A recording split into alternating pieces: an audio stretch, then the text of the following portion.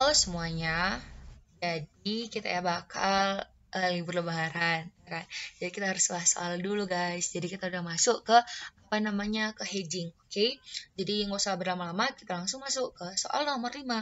Nah ini soal nomor 5 workbook. Jadi aku bilang kan apapun soalnya kerjakan kayak diketahui. Biar kita itu nggak usah capek-capek lagi bahas soal gitu kan? Ya, maksudnya baca soalnya. Kasih taunya apa? US Mill itu menjual barang dagangan ke Jang Ltd. Harganya adalah 25 juta pada tanggal 1 Oktober 2014. Tanggal penagihannya 1 Oktober 2014. Berarti transaksinya sudah terjadi, ya kan? Terus dia itu dibayar dalam 120 hari.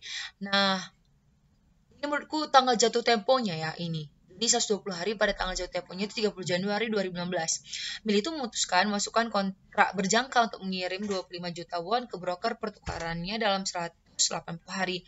Nah, jadi yang perlu diingat di sini menurutku gini. Karena ada si Yusmil ini kan, itu kan menjual barang dagangannya tadi terjual gitu. Dia itu receivable pada sales revenue. Jadi dia udah ada barangnya ini kan guys. Nah, tapi kan dia takut karena pembayarannya itu kan dalam 120 hari. Terus kan transaksinya mata uang asing.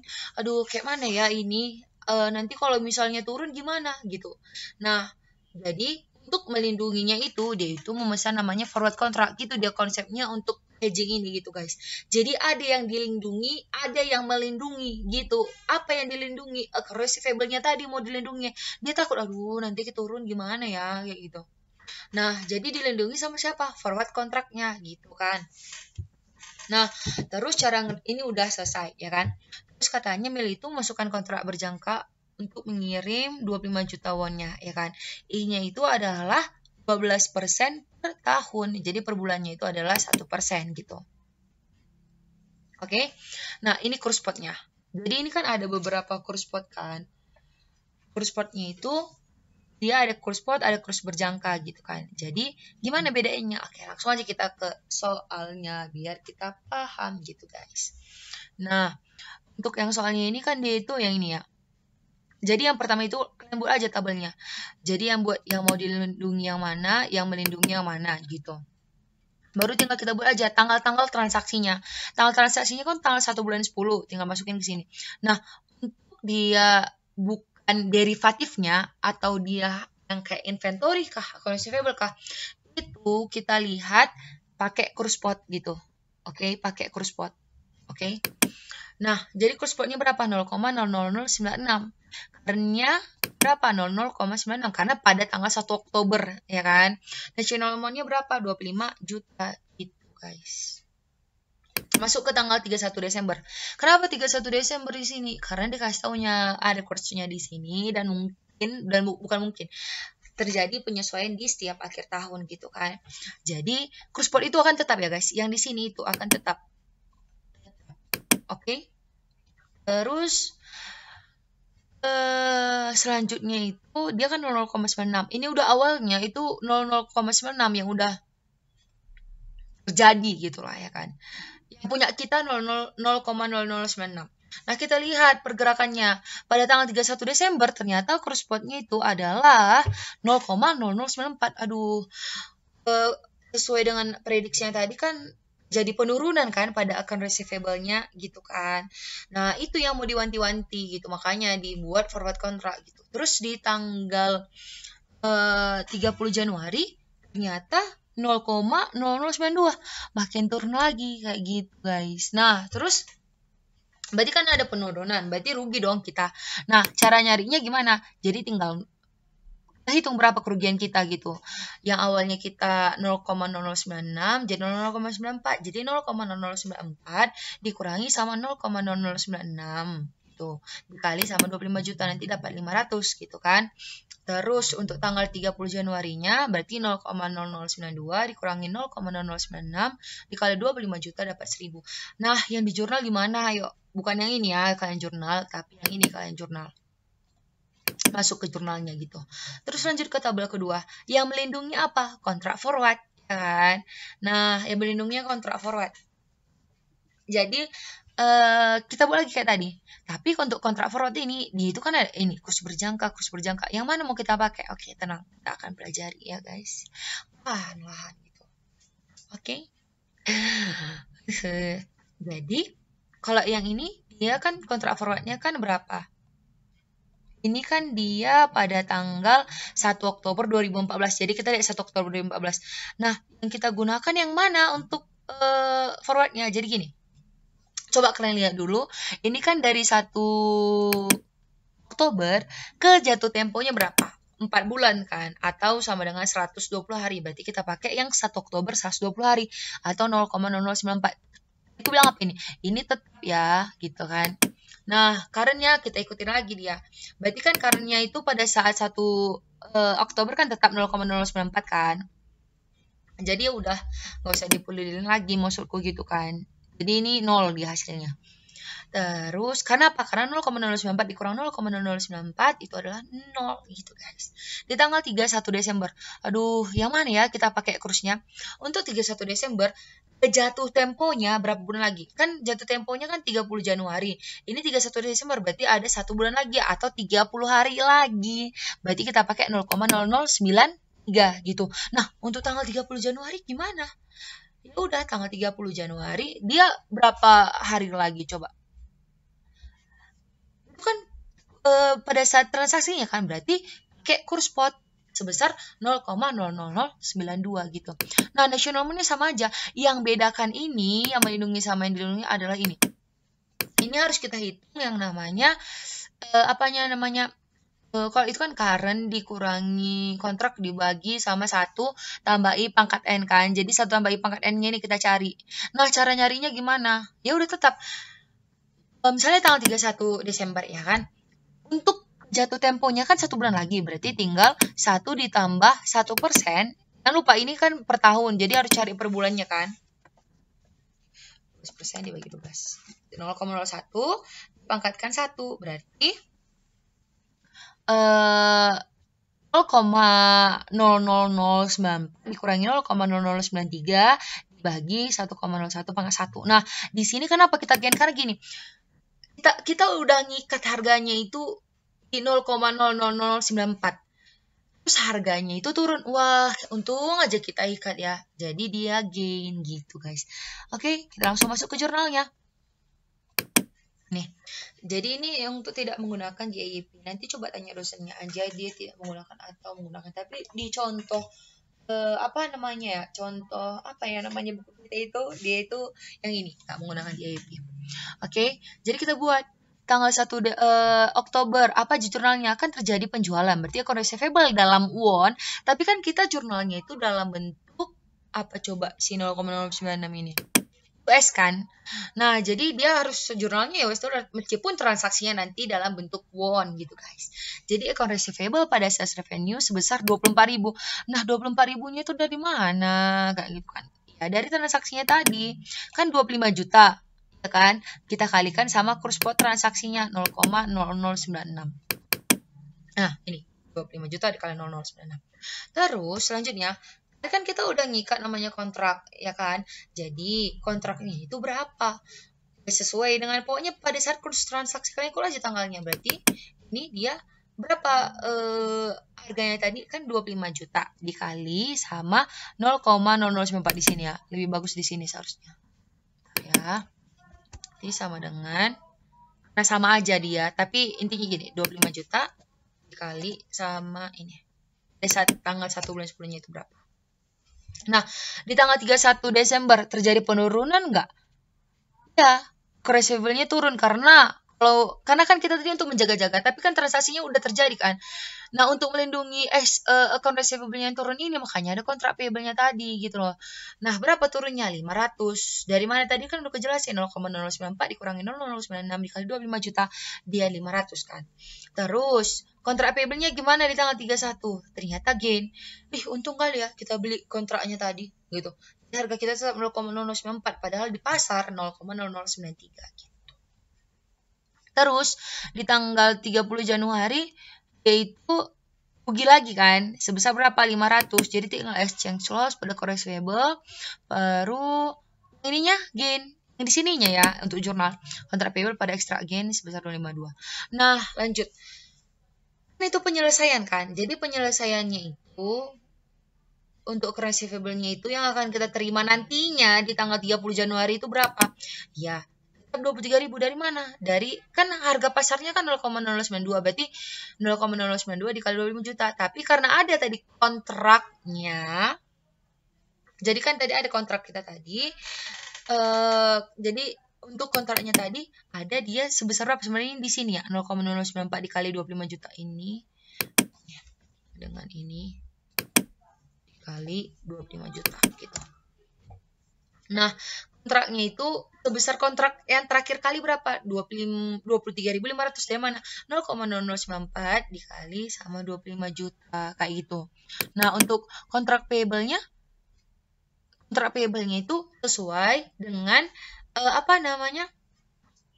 sesuai dengan harga pasarnya gitu.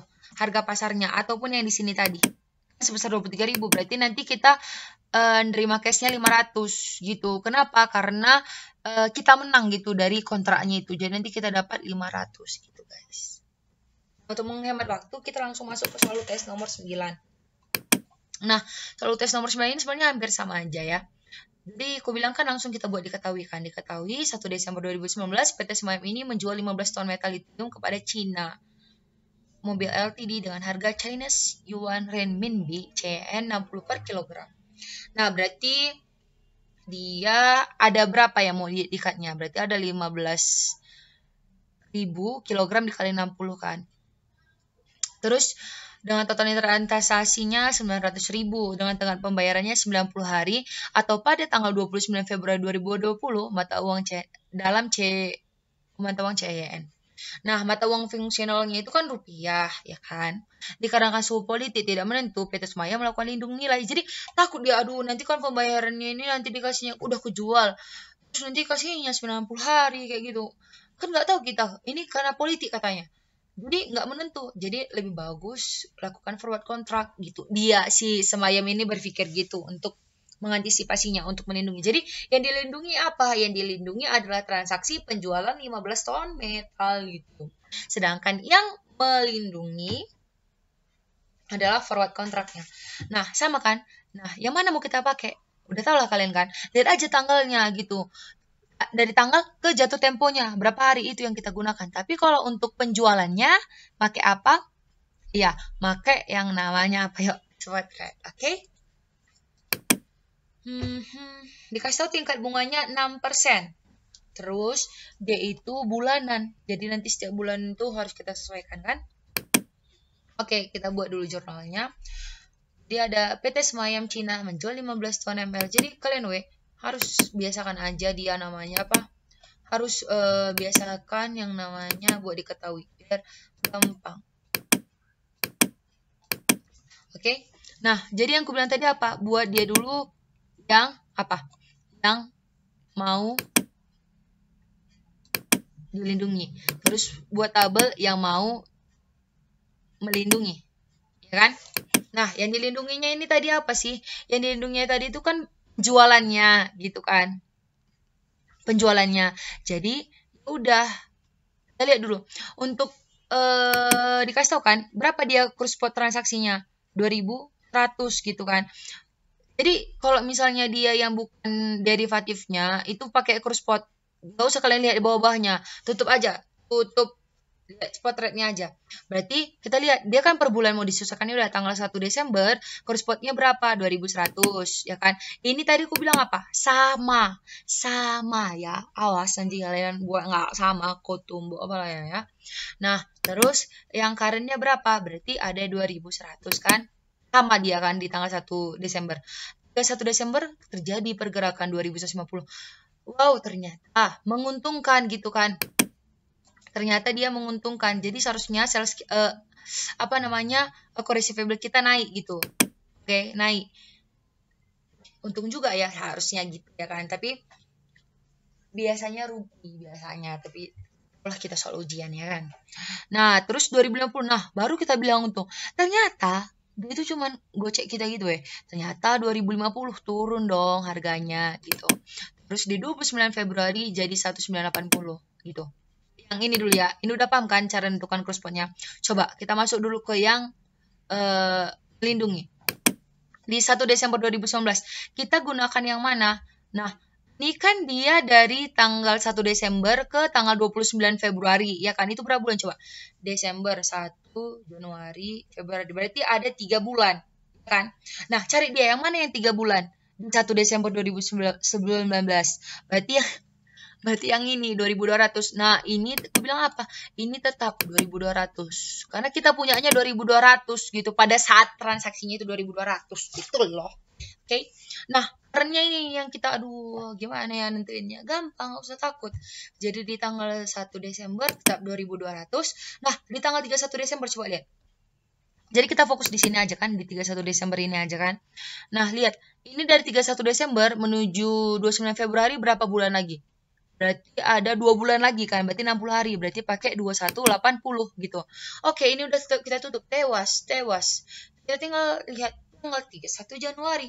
Nah, 31 Januari ke 29 Februari berapa bulan? 1 bulan lagi kan, berarti pakai yang 1960.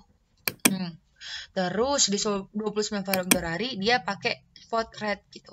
Nah, national amount-nya berapa? Sesuai transaksi kita tadi 900.000 gitu. Ya udah, ini udah paham penentuannya. Jadi kita lanjut lagi. Berarti untuk mencari gain atau loss-nya gimana? Berarti kan ini kita masuk yang apa namanya ini ya? Yang mau dilindungi. Oke. Nah, jadi 2100 sekarang 2100 berarti 0 kan? Itu nggak usah terlalu kita perhatikan.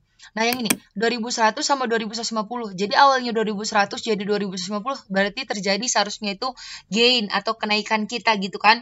Berarti 2150 dikurang 2100 dikali 900.000 berarti ada gain 45 juta. Terus di tanggal ininya 31 bulan satunya itu ada 2050 turun. Berarti accuracy variable kita turun gitu kan. Turunnya berapa gitu. Jadi turunnya itu adalah 45 juta gitu. Terus ternyata makin turun lagi. Untung lah ya kita ngadain forward gitu kan, kita mikirnya ya kan. Tapi kita lihat lagi forwardnya gimana nanti gitu kan. Nah, jadi dapat dia 108 juta. Jadi yang di jurnal itu yang mana? Yang ini guys, yang di jurnal. Berarti accuracy variable-nya di tahun ini turun terus gitu kan. Terus untuk yang dilindungi, ini yang dilindungi. Yang dilindungi. Oke.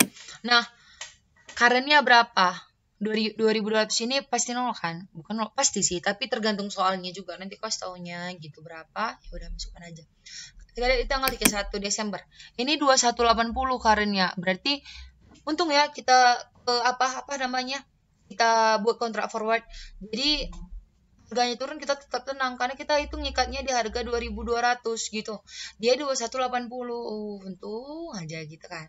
Jadi, nah tapi ini tadi apa? Ingat, yang ini tadi kan pakai bunga. Jadi nanti dia bagikan dulu sama yang ini. Sama 1 ditambah nih, 1 tambah I pangkat N-nya gitu. Oke. Nah, untuk tanggal 31 Desember 2019 berapa sih I-nya gitu. Ini kan dari 31 Desember ke 29 Februari itu berapa bulan? 2 bulan kan berarti. 1 berarti sama dengan 1 ditambah ini I-nya. Jangan lupa itu yang udah dibagi 12 karena hitungannya per bulan kita ini. Berapa bulan menuju jatuh tempo? Ada 2 bulan. Berarti 0,10025 ya kan. Berarti kita buat ya. Sama dengan ya kan? Sama dengan 2200 dikurangi 2180. Nih, ya kan? Kita kalikan sama 900.000 terus dibagi sama ini. 17.821.341 sama seterusnya. Kalau yang ini kan tinggal 1 bulan lagi, berarti pakai 1,005 gitu. Kalau yang ini kan udah spotnya atau cut 0 gitu kan. Nah, di jurnal yang mana? Yang ini ya bro, jangan sampai lupa kita bro, oke? Masuk ke jurnal. Berarti pada saat transaksinya di tanggal 1 Desember 2019 udah ada jurnal account receivable pada sales sebesar 1.890 juta. Dari mana? Dari kurs spot transaksi kita tadi 2.100 dikali 900.000. Terus kita juga mengadakan namanya kontrak aset atau kontrak liability-nya itu berapa gitu kan. Jadi untuk kontrak aset sama kontrak liability-nya itu tadi, dia 2.200 kali 900.000, jadi 1.980. Untuk tanggal 31 Desember, kita cuma nggak ingin aja. Wah, account receivable-nya naik, berarti account receivable pada exchange sekian 45 juta. Terus yang dilindunginya gimana? Yang dilindunginya itu tadi, itu dia ini. Jadi yang namanya gain kan, karena kita ikat dia 2.200, sedangkan harga pasar sekarang 2180 gitu. Terus untuk tanggal 31 ini dia ada 90 juta, turun harga account receivable-nya 90 juta, kan rugi dia exchange loss pada account receivable. Terus untuk tanggal 31-nya ini tadi ada 197 104. Ini kenapa gitu? Karena kita ikat 2.200, harga pasar 1.960, berarti kita untung gitu dari kontrak forward-nya. Terus di tanggal 29 kan di situ ada yang namanya penyesuaiannya gitu kan. Nah, di sini coba kita lihat dulu untuk untuk yang namanya exchange loss-nya. Nah, di tanggal 29 bulan 2 ini kan dia terjadi,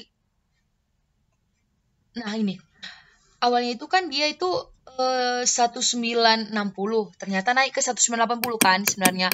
Baik, kita tetap masih untung, tapi jadi loss. Kenapa? Karena pergerakannya dari 1960 ke 1980 gitu. Meskipun nanti kontraknya, karena yang di jurnal yang ini guys, yang ini change of gain ini, kita tetap untung, tapi untung kita berkurang karena di tahun 31 bulan di tahun 2010 itu 1960. Sedangkan di tahun 2020 dia yang bulan 2 itu dia itu 1980 gitu. Berarti ada exchange loss-nya sebesar 16.925.373. Oke. Nah, selanjutnya yang ini. Mau dilindungi kan? Nah, ini kan udah apa itu namanya? Seharusnya kan berarti jurnalnya apa? Ini digabungin ya guys. Seharusnya itu bisa juga dipisah. Jadi exchange loss pada account receivable sebesar 63 juta gitu. Nah, karena langsung ke transaksinya dia jadi exchange loss-nya 63 juta terhadap cash yang kita peroleh dari account receivable kan dia itu berarti 900.000 dikali 1980 kan. Berarti dia ada berapa itu? 1782 gitu kan. Nah, account receivable-nya tadi yang itu tadi. Berapa account receivable dari penjumlahan kita tadi? Berarti ini ada 1890, ada 45 juta sama ada dikurang sama 90 juta. Itu dia untuk account receivable-nya. Nah, untuk exchange loss-nya tadi udah kita bahas. Terus pada akhir tahun nanti kontrak liability-nya ini akan dibayarkan nih. Besar ada. Jadi kita hitung dari kontrak liability-nya itu berapa semua gitu loh guys. Jadi ini ada 1980 terjadi dikurangi 17, kurangi 197. Sebenarnya enaknya pakai dekon tapi takutnya menghambat waktu gitu kan. Terus itu pembayaran untuk kontrak liability-nya, terus untuk kontrak asetnya berarti dia sebesar 1980 gitu. Ataupun sesuai dengan yang awal dari kontrak aset pada kontrak aset gitu guys. Itu aja sih untuk soal soal UTS-nya. Terima kasih. Jadi kalau misalnya nanti ada yang masih salah menurut kalian dari hasil yang dikerjakan ini, kalian langsung bisa kabarin aja ya guys. Karena ya gitu, biar nanti bisa kita perbaiki. Oke. Terima kasih guys. Semangat mengikuti 1 minggu lagi menuju pokoknya menuju liburan lebaran. Jangan lupa dicicil KTTA-nya, terus jaga kesehatannya. Semangat kita bakal wisuda tahun ini. Semangat. Oke, dadah. Assalamualaikum.